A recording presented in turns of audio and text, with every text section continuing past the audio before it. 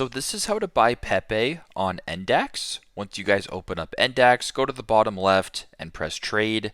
Once you're on the market page right here, or I guess on the trade page, you can scroll down and you can actually find Pepe for yourself. If you don't see it though, you can just go to where it says markets and then press on the search icon and then start typing in Pepe and then select it. Once you're here, go to the bottom left and press buy. Then on this page where it says buy or sell, make sure that buy is selected.